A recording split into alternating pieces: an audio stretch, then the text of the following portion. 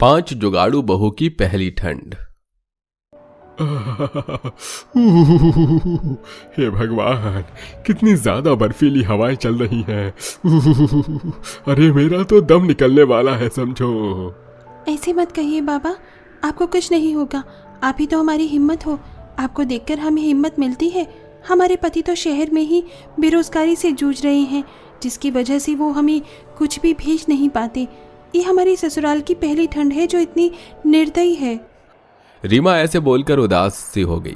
यह कहानी है सुमित्रा की 5 जुगाड़ू बहुओं की, जिनकी अपने ससुराल में पहली ठंड थी, और वही ठंड उनके ऊपर किसी कहर से कम नहीं पड़ी थी। उनके पति शहर में काम की तलाश में थे, जिसकी वजह से उन्हें अपने परिवार की खबर भी नहीं थी। किराया न देने की वजह से 5 बहुओं और उनके सास ससुर को घर से निकाल दिया गया था। सभी परेशान ही थे कि तभी रानी बोली, अच्छा चलिए, अब ये सब छोड़िए, जो होना था सो हो गया। अब तो हमें आने वाले कल को बेहतर बनाना है। ठंड हर एक दिन के साथ बढ़ती जाएगी और ऐसे में हमें जल्द से जल्द अपने लिए ठिकाने का इंतजाम करना होगा। रानी की बात से सभी बहुओं ने गर्दन को हिलाया और फिर वो सभी भटकने लगे। काफी देर गांव की सड़कों पर भटकने के बाद भी उन्हें कोई ठिकाना नहीं मिल पाया, और फिर वो सभी गांव के खेतों के इलाके में आ गए, जहां सबसे बड़ी बहू सीता को एक आइडिया आया। माँ बाबा आइए, सभी यहाँ आ जाइए। अरे बहू, तू हमें यहाँ क्यों ला रही है? एक तो पहले ही इतनी ठंड है और ऊपर से इस ओस की जगह में लाकर हमें मरवाना चाहती है। अरे माँ जी आइए तो सही, ये जगह ऐसे ही ठंडी नहीं रहेगी। गीता, मैं क्या सोच रही थी, यहीं पर इस भूसे और लकड़ी वगैरह से एक छोटी सी कुटिया बना लेते हैं। आसपास खेत ही खेत हैं, तो हम यहीं से खाने का भी जुगाड़ कर लेंगे, और जुगाड़ू घर में ही हमारा सर्दी से बचाव का बसेरा हो जाएगा। सीता की बात को सुनकर सभी जुगाड़ू बहुओं का भी दिमाग चलने लगा, और उन्होंने अपने सास ससुर को वहीं घास पर बिठाकर काम शुरू किया। 2 बहुएं जुगाड़ से लकड़ी लेकर आईं और 3 बहुओं ने वहीं घास फूस से झोपड़ी बनाना शुरू किया। कुछ ही देर में उनके सिर छिपाने लायक जुगाड़ू झोपड़ी बनकर तैयार हो गई, जिसमें उन्होंने अपने सास ससुर को बिठाया। माँ बाबा, आप यहाँ अंदर बैठ जाओ। बाहर गीता भाभी आग जलाने का इंतजाम कर रही हैं। जब आग जल जाएगी तो कुछ देर बदन सेक लेना, ताकि कंपन कम हो जाए शरीर की। गीता ऐसे बोलकर बाहर आई और सीता ने उन्हीं लकड़ियों में से कुछ लकड़ियां बचाकर उन्हें जलाना शुरू किया, लेकिन ठंड की ओस की वजह से लकड़ियां जल नहीं रही थीं। क्या बात है भाभी, अभी तक आग नहीं जली? नहीं गीता, सर्दी इतनी है कि लकड़ियों के अंदर तक सीलन है। अब क्या करें? ये एक माचिस ही है मेरे पास, जो भी खत्म होने वाला है। ये मौसम की मार जब पड़ती है तो कहीं का भी नहीं छोड़ती। अच्छा भाभी, अब हमें इसमें भी जुगाड़ ही करना होगा। मेरे पास एक उपाय है। गीता ने अपने दिमाग को चलाया और आग जलाने में भी जुगाड़ किया। उसने पेड़ से सूखे पत्ते तोड़े और उनकी ओस को अपने पल्लू से साफ कर दिया। फिर उन पत्तों को उसने लकड़ी के ऊपर बिछाया और उसमें आग जलाई। जैसे जैसे पत्ते जले, उतने में ही लकड़ियों ने भी आग को पकड़ लिया और अच्छी खासी आग उन्हें मिल गई, जिस पर दोनों सास ससुर ने अपना बदन सेका। वाह, मैं बड़ा खुश नसीब हूँ जो मुझे इतने तेज दिमाग की बहुएं मिली। लेकिन अफसोस, मैं तुम्हें एक अच्छी जिंदगी नहीं दे सका। क्या बाबा, आपने आपसे और जिंदगी से इतने शिकवे नहीं रखते? जो भी हमारे पास है उसी में ऊपर वाले का शुक्र है। सही कहा। अच्छा बहू, अब कुछ खाने का भी जुगाड़ करो, बहुत भूख लग रही है। अपनी सास की बात सुनकर 5 बहुएं सोच में हो गई। भूख तो सभी को ही लगी थी, इसीलिए उन 5 ने खाने के लिए भी दिमाग चलाना शुरू किया। हम क्या खाएंगे? हमारे पास तो पैसे भी नहीं है, फिर कैसे हमारा पेट भरेगा? मेरी बात सुनिए गीता भाभी, मुझे लगता है आसपास इतने खेत हैं, तो क्यों ना इन खेतों में से ही कोई ना कोई सब्जी का जुगाड़ कर लिया जाए। आग भी अभी जली हुई है, तो आप एक काम करो, आप ईंटों का चूल्हा बना लो और उसमें आग जला दो। वो तो ठीक है, लेकिन खाना बनाने को भी बर्तन भी तो चाहिए होगा ना। बर्तन कहाँ से आएगा? बर्तन को सोचकर भी 5 बहुएं सोच में पड़ गईं, और फिर रीमा बोली, मैं और रीमा भाभी बाजार चले जाते हैं, हो सकता है किसी बर्तन का जुगाड़ हो ही जाए। तब तक आप बाकी के काम करो। सभी बहुएं रीमा की बात पर भी राजी हो गई, और फिर सभी ने अलग अलग दिशा में निकलकर अपना अपना काम शुरू किया। गीता ने चूल्हा बनाकर उसे जला दिया, तो वहीं रानी और सीता ने आसपास के खेतों में से सब्जियां लेना शुरू किया, और रीमा और रेमा बाजार आ गई थी। निकल तो आए हैं, लेकिन बर्तन कहाँ मिलेगा? देखते हैं, कहीं ना कहीं से तो बात बन ही जाएगी। दोनों ने भटकना शुरू किया, लेकिन कहीं भी बात नहीं बन पाई। फिर एक जगह उन्हें एक गरीब सी औरत मिट्टी के बर्तन बेचती हुई दिखाई दी। वो एक बड़ी सी मिट्टी की हांडियों को फेंक रही थी कि तभी वहां रेमा और रीमा पहुंच गई। अरे अरे रुकिए बड़ी दी, रुकिए। आप ये क्या कर रही थी? इतना बड़ा अच्छा खासा बर्तन है, आप इसको क्यों फेंक रही थी? अरे वो ये देखो। बुढ़िया ने हांडी को घुमाया। वो एक तरफ से तो काफी अच्छी थी, लेकिन दूसरी तरफ से काफी ज्यादा टूटी हुई थी। अब इसको कौन ही खरीदेगा, और फिर मिट्टी भी पकी हुई है, तो मैं तो इसे फेंक ही रही थी। रुक जाओ अम्मा जी, इसे अगर आपकी इजाज़त हो तो क्या हम ले जाएं? हमें वैसे भी बर्तन की ज़रूरत है तो। हाँ हाँ बच्चों, क्यों नहीं, ले जाओ। वैसे भी अगर ये किसी के काम आ जाए तो उससे अच्छी क्या बात होगी। बुढ़िया की बात सुनकर बहुएं खुश हो गईं और वो उससे वो बर्तन ले आईं। वहीं सब्जियों और चूल्हे का भी जुगाड़ हो चुका था। रीमा और रेमा भी तेजी से वहां पहुंच गई। कहाँ थी? हम कब से इंतजार कर रहे थे, और ये टूटा हुआ बर्तन क्यों लाई हो? बिना पैसे के ये मिल गया, भगवान का शुक्र है, वरना हम तो खाली हाथ लौट रहे थे। लेकिन ये तो बहुत ज्यादा टूटा हुआ है रीमा, इसका फायदा भी क्या है?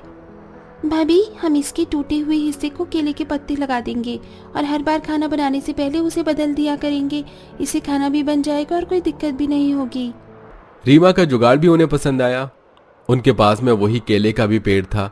उन्होंने उसका पत्ता तोड़ लिया और उसे मोड़ मरोड़ कर उस जगह में लगा दिया। उन्होंने अपने पल्लू में से कत्तर तोड़कर उस पत्ते को बांधा भी था। उनकी हांडी इस जुगाड़ से खाना बनाने लायक हो गई और फिर उन्होंने सब्जियों को उबालकर उन्हें खा लिया। अभी वो सभी खाना खाकर बस बैठे ही थे कि तभी खेत का मालिक आ गया। अरे कौन हो भाई तुम लोग, और मेरे खेत पर क्यों डेरा जमाया हुआ है? साहब माफ करना, ऐसे बिना इजाजत आने के लिए। परेशान लोग हैं, रहने को कोई बसेरा नहीं है। तो मेरा खेत फालतू है क्या? चलो निकलो यहाँ से। ऐसा ना कहो साहब, हम तो मजबूर हैं। सर्दी इतनी हो रही है और कोई ठिकाना नहीं है। 2-4 दिन हमें यहाँ रहने दो, जब कहीं जुगाड़ हो जाएगा तो हम खुद ब खुद यहाँ से चले जाएंगे। अरे तुम लोग मुझे पागल समझते हो क्या? चलो जाओ यहाँ से। सभी ने उससे काफी सिफारिश की, लेकिन वो आदमी नहीं माना। आखिर उन्हें अपना सब कुछ छोड़कर वहां से भी आना पड़ गया। अब वो लोग बस चलते जा रहे थे। ठंडी हवाएं उनके तन को चीर रही थी, लेकिन वो सभी उनका डटकर सामना कर रहे थे। और चलते चलते वो एक ऐसी जगह में आए जहां आसपास कोई घर नहीं था। बस बंजर खाली जमीन और पेड़ पौधे ही आसपास थे। दुनिया के बीच में तो बस पैसे वाला ही रह सकता है। चलिए माँ जी, क्यों ना इस जगह पर अपना बसेरा बनाया जाए। यहाँ पर? लेकिन ये जगह तो बहुत सुनसान है, आसपास कोई घर भी नहीं है। माँ जी, हमें घरों से लेना भी क्या है, वो तो सभी ठुकरा ही देते हैं।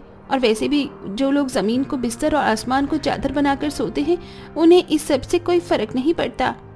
अपनी बहू की बात सुनकर सुमित्रा की आंखें भर आईं। फिर क्या था, सभी बहुओं ने फिर उस जगह पर भी अपने रहने की झोपड़ी बनाई। ठंड से बचने के लिए उन्होंने इस बार बोरियों का इस्तेमाल किया। उस जगह पर एक फैक्ट्री का कचरा था, इसीलिए वहां बोरियां भी आसानी से मिल गईं और अपने ओढ़ने को भी उन्होंने बोरी ही ले ली। अरे वाह, मेरी बहू तो बड़ी समझदार है, इतनी जल्दी घर भी बना दिया। लेकिन बहू, यहाँ तो खाने को भी कुछ नहीं मिलेगा, हम जिएंगे कैसे? माँ जी, हमने सोच लिया है, अब हम उनसे ही अपनी जिंदगी चलाएंगे जो हमारे पास हैं। हम मिट्टी की अंगीठी और बर्तन बनाकर बेचेंगे। बाजार में तो जो रखो वही बिक जाता है, और मिट्टी, पानी और हाथ की कला भी हमारी अपनी ही है। गुजर बसर करने के लिए कुछ तो करना पड़ेगा।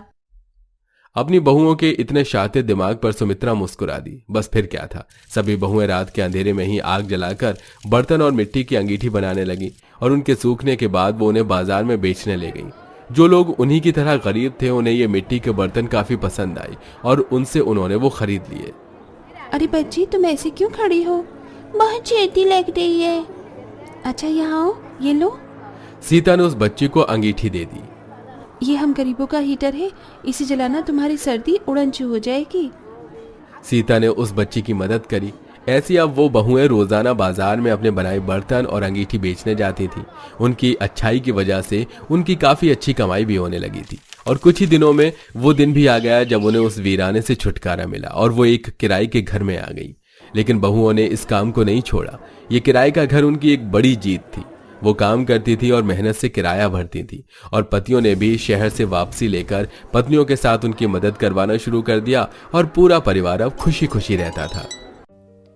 ये वाली साड़ी काफी फीकी लग रही है। मैं दुल्हन की भाभी हूँ, सबकी नजर तो मुझ पर ही होनी चाहिए ना।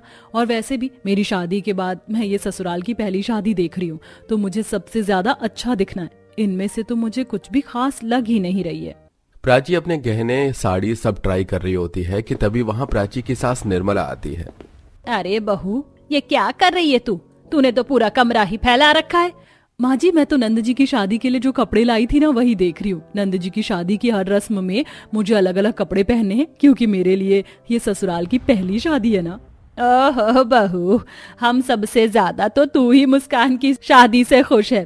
पर बहू, तू ये सब रहने दे और जल्दी से जाकर रसोई संभाल ले। कुछ देर में मुस्कान की होने वाली सास आ रही है, शादी को लेकर उन्हें कुछ जरूरी बात करनी है। लगता है माँ जी मैं ना कुछ ज्यादा एक्साइटेड हो गई हूँ। ठीक है, मैं जाती हूँ रसोई संभालने। कुछ देर बाद मुस्कान की होने वाली सास राधा अपनी नंद कल्पना के साथ आ जाती है। बहन जी, आपने आने में कितना समय लगा दिया, हम सब आपका कब से इंतजार कर रहे थे। अब क्या बताऊं मैं आपको, होने वाली समधन के घर आ रही थी तो ऐसे कैसे आ सकती थी। ये लीजिए कुछ मिठाई है, वैसे ये मेरी नंद कल्पना है। नमस्ते। सब लोग बैठते हैं और मुस्कान अपनी भाभी के साथ चाय नाश्ता लेकर आती है। नमस्ते मम्मी जी। नमस्ते बेटा। नमस्ते बुआ जी। खुश रहो बहू। बहन जी, शादी से जुड़ी सारी बातें तो हमारी फोन पर हो गई थी, पर एक जरूरी बात रह गई थी जो मैं आपसे पर्सनल मिलकर डिस्कस करना चाह रही थी। जी बोलिए ना। वो बहन जी, शादी में हमारी तरफ से तो आप ये लगा लीजिए कि 100 लोग तो होंगे ही, पर खाना हमें बाहर के हलवाई का बिल्कुल भी नहीं जचता है, तो हम यही उम्मीद कर रहे हैं कि खाने को लेकर लापरवाही ना हो।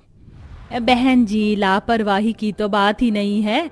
आप मानोगी नहीं, लेकिन हमारे यहाँ कई पीढ़ियों से यही चलता आ रहा है कि कोई भी भोज हो या दावत शादी हो, खाना घर की बहू ही बनाती है। बस ये तो कोई चिंता की बात ही नहीं है, आपकी बहू सब कुछ अच्छे से संभाल ही लेगी। खाने में हम आइटम्स बता देते हैं, बहू लिखो। जी मैं अभी नोटपैड लाती हूँ। जी बोलिए। मीठा कम से कम 10 तरह का तो होना चाहिए, जैसे गुलाब जामुन, शाही टुकड़ा, रसमलाई, गाजर का हलवा, मूंग दाल का हलवा, और भी बहुत सी मिठाई होनी चाहिए। पकवान भी मटर पनीर, शाही पनीर, पुलाव, सोया चाप, दम आलू, मिक्स वेज, पूरियाँ, लगभग मिलाकर 30 तरह के तो कर ही देना। और नाश्ते के लिए चाट, पकौड़े, ये सब भी 20 तरह का, कुल मिलाकर लगभग 50 तरह का आइटम होना चाहिए। जी जी बिल्कुल हो जाएगा। पास खड़ी प्राची ये सब लिखते लिखते परेशान होती है और सब कुछ तय करने के बाद मुस्कान के ससुराल वाले चले जाते हैं। तब प्राची अपनी सास से कहती है, माँ जी ये सब क्या है? आपने मुस्कान के ससुराल वालों को हाँ क्यों किया? इतना सारा खाना मैं अकेले कैसे बनाऊंगी? सब लोग शादी में एंजॉय करेंगे और मैं खाना बनाऊंगी। हाँ माँ, मुझे भी ये सही नहीं लग रहा है। बहू देख, अगर ये लोग नहीं कहते ना तो भी तुझे खाना बनाना पड़ता। और तू ये क्यों नहीं सोच रही, इतने सारे मेहमान आएंगे, सब तेरे खाने की वाहवाही करेंगे। बहू तेरी मदद के लिए 1-2 लोगों को बोल दूंगी, वो सब्जी वगैरह काटने में तेरी मदद कर ही देंगे।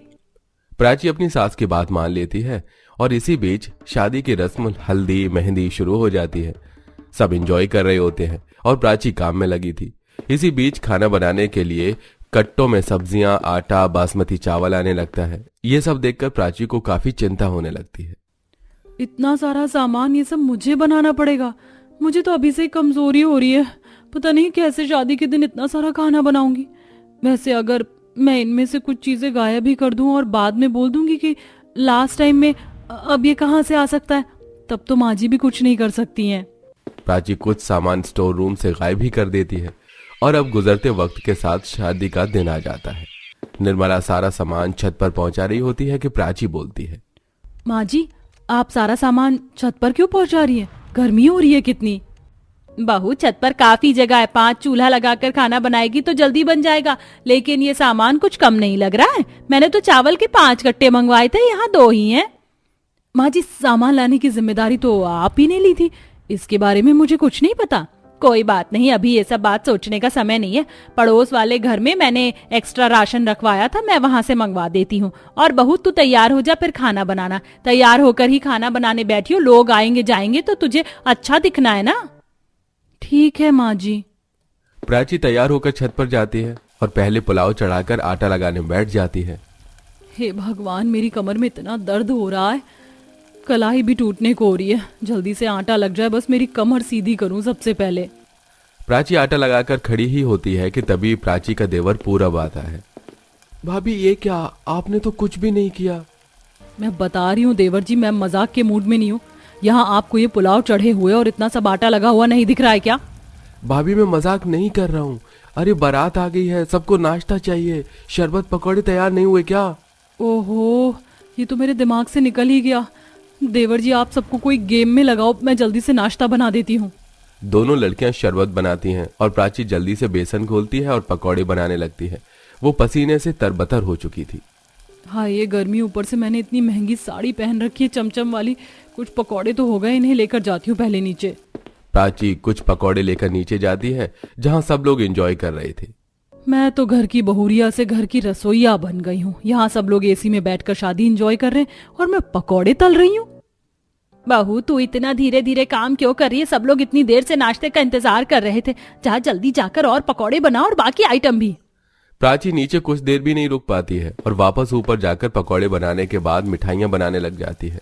रसमलाई, शाही टुकड़ा, गुलाब जामुन जैसे आइटम बड़े पतीले में तैयार कर देती है और चाय बनाती है। और अब सब्जी कटने के बाद वो सब्जी बनाने लग जाती है, पर सब्जी का मसाला प्राची की नाक में चला जाता है।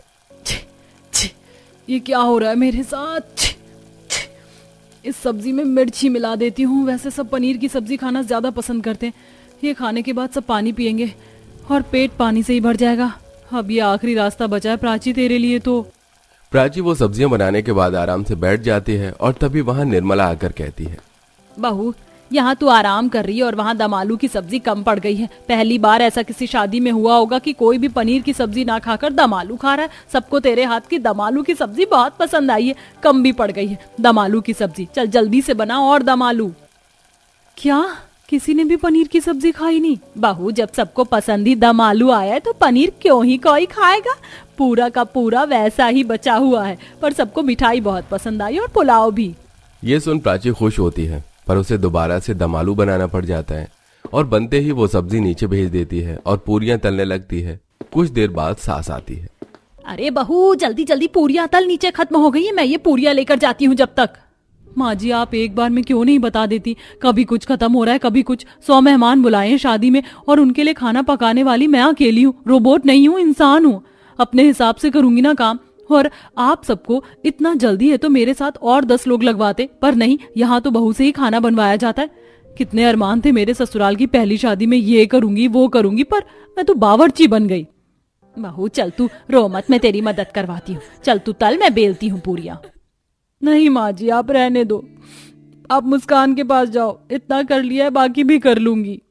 प्राची वहां से अपनी सास को भेज देती है और पूरियां बनाने लग जाती है। फिर सब लोग बड़े मजे से खाना खा लेते हैं और प्राची को छत पर ही सुबह भी हो जाती है। तभी मुस्कान रोते हुए आती है।